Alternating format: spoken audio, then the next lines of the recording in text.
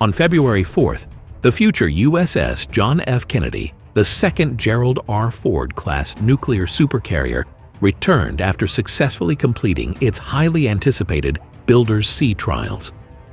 For the first time, this massive warship took to the open ocean under its own power, marking one of the most important milestones in modern naval history. What specific upgrades make it superior to the troubled Gerald R. Ford?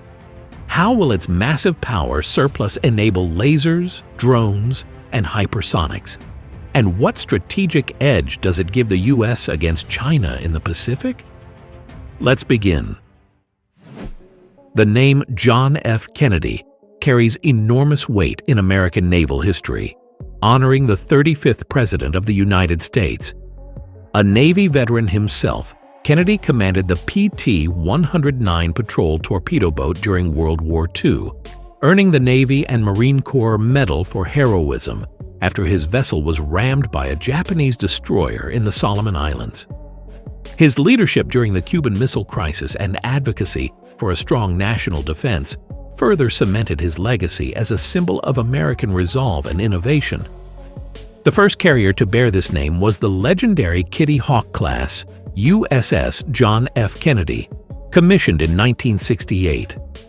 It served with distinction for over 40 years, including combat operations in Vietnam, the Gulf War, and multiple crises around the world.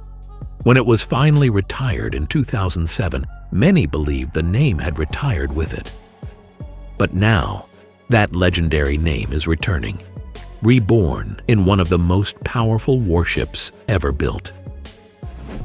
The new John F. Kennedy is the second ship of the Gerald R. Ford class, the first entirely new class of aircraft carriers designed by the United States in over 4 decades. While the lead ship, USS Gerald R. Ford, had a very troubled and expensive development, CVN-79 has benefited enormously from those hard-learned lessons. The Kennedy is dramatically more mature, better designed, and already incorporates major upgrades that the first Ford-class carrier didn't have from day one. Physically, this ship is awe-inspiring. It stretches 1,106 feet in length, with a flight deck 256 feet wide. At full load, it displaces approximately 100,000 tons, making it one of the largest warships ever constructed. It's powered by 2 advanced A-1B nuclear reactors, which generate 3 times more electrical power than the reactors on Nimitz-class carriers. This massive increase in available electricity is absolutely critical for the future. This extra power allows the Kennedy to run the revolutionary electromagnetic aircraft launch system, known as EMALS, far more efficiently and reliably than steam catapults ever could. EMALS is a game-changer. Instead of using old-fashioned steam pistons, EMALS uses powerful linear induction motors to accelerate aircraft from 0 to takeoff speed in a fraction of a second with perfect precision. This system is gentler on aircraft airframes, allows for much higher launch rates, and can even launch lighter unmanned aircraft that steam catapults struggle with.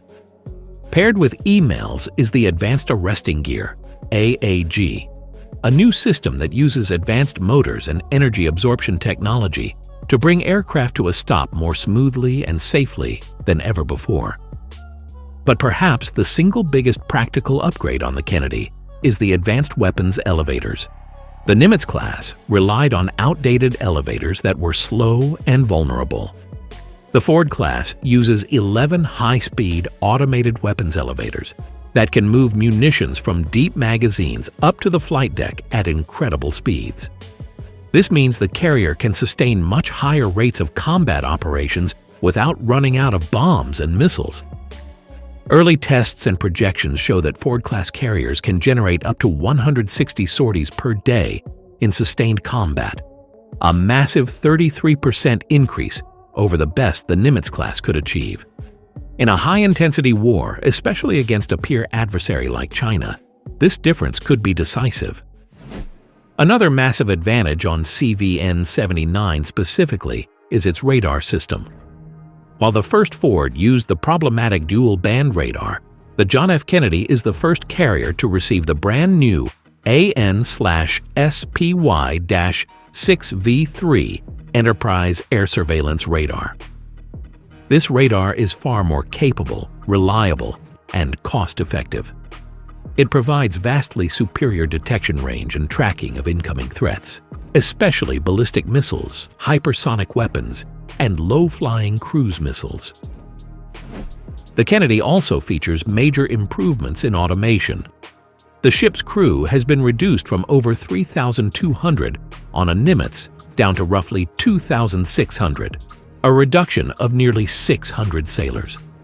Automation of damage control, maintenance, and logistics means fewer people are needed to operate this massive vessel, which translates into huge long-term cost savings. The Navy estimates that each Ford-class carrier will save approximately $4 billion in operating and support costs over its 50-year lifetime compared to a Nimitz-class carrier. That is an enormous return on investment. Just a few days ago, on January 28, 2026, the Kennedy left Newport News for the very first time for builders' sea trials. Over the course of one intense week at sea, shipbuilders and the pre-commissioning crew put the ship through rigorous testing of propulsion, navigation, electrical systems, steering, and countless other critical functions. The trials were declared a major success. This was the first real test of the ship's massive A-1B reactors and email system in open water. The results were extremely encouraging and show that the lessons learned from Gerald R. Ford have paid off handsomely on the Kennedy. The Navy now plans acceptance trials later this year, followed by delivery to the fleet in March 2027, with commissioning expected shortly after. Now let's talk about the future impact, because this is where the Kennedy becomes truly historic. We are entering an era of great power competition, especially in the Indo-Pacific. China is rapidly expanding its Navy and has built a massive arsenal of anti-ship ballistic missiles designed specifically to target American aircraft carriers. In a potential conflict over Taiwan, American carriers will need to operate farther from the fight and still deliver overwhelming combat power. The Ford class, led by the John F. Kennedy, is built exactly for this new reality. Because of its dramatically higher sortie generation rate, superior radar, and massive electrical power surplus, the Kennedy will be able to launch and recover far more aircraft per day, integrate next-generation unmanned combat drones, support directed energy weapons, high-powered lasers and high-energy microwaves, power future hypersonic strike weapons from the deck, operate in contested environments much more effectively. In a prolonged high-intensity war, the ability to sustain 150 to 160 combat sorties every single day gives the United States an enormous advantage over any adversary. No other Navy in the world comes close to matching this capability. The Kennedy will also serve as a floating test bed for future technologies. With its excess electrical power and modern design, it can easily incorporate railguns, advanced electronic warfare systems, and massive drone swarms as they become ready. Strategically, the arrival of CVN-79 will allow the Navy to begin retiring the aging Nimitz-class carriers on a more predictable schedule. It is expected to be home-ported on the West Coast, most likely at Naval Base Kitsap in Washington State, where it will help counter Chinese expansion in the Pacific for decades to come. When fully operational, the USS John F. Kennedy will be the most capable, most lethal, and most survivable aircraft carrier ever built. It represents American technological superiority and the Navy's absolute commitment to maintaining dominance at sea well into the second half of the 21st century. This ship is not just a replacement, it is a statement that the United States Navy will remain the most powerful naval force on Earth for generations to come. The sea trials have been completed, the future is here, and the USS John F. Kennedy is ready to write the next legendary chapter in American naval history.